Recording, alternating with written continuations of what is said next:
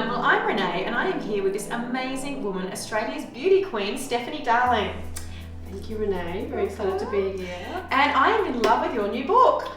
That's so fantastic to hear. How beautiful is it? With the I know, it is It's very you. Yeah, it's very, yes. It's all about a gold foil, people. Beautiful. Now, how did you end up writing a book? I don't even know the story. Well, funnily enough, it wasn't that funny at the time, but when Madison was closed and we were all sort of like out on the streets with no job, in my head, I thought to myself, this is the time where I need to start thinking about writing a book. And so... That was a few years ago. It was a few years ago. Like 5?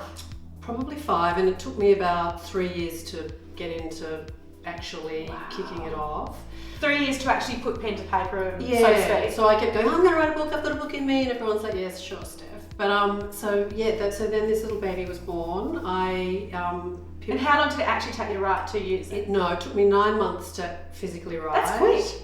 Well, yeah, and for me who writes extended captions, it's 80,000 words. It was like quite a big challenge. So just talk me through, so when did you write? At night, during the day? I wrote in between doing my column, and then we went... a weekly column in Sunday Life. And we went away on a cruise for our 25th wedding anniversary. And I got up to chapter 5 and I just didn't seem to be able to progress. So I made myself on the sea days, there were 14 of them, I sat out on the balcony and I just smashed away.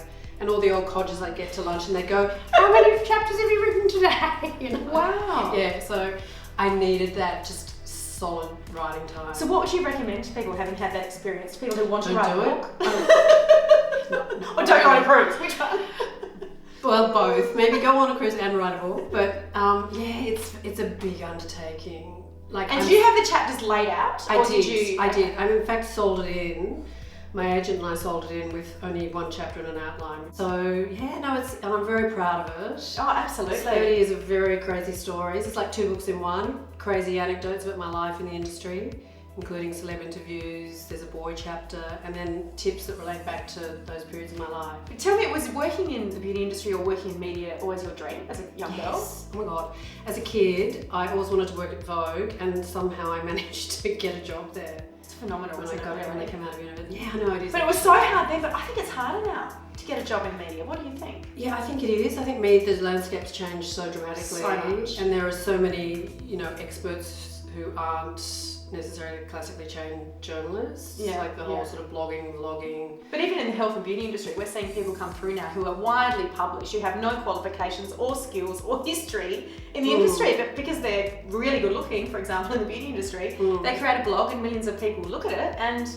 Yes, and that's a valid vehicle. Yeah, 100%. But I kind of love the whole print media.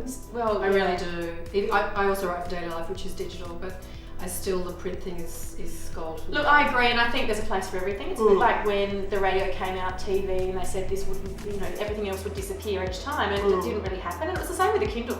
There was a lot of publicity around the world. The Kindle's going to change everything. Burn your books, right? I know, but books are back, people. Books are back. Especially this one.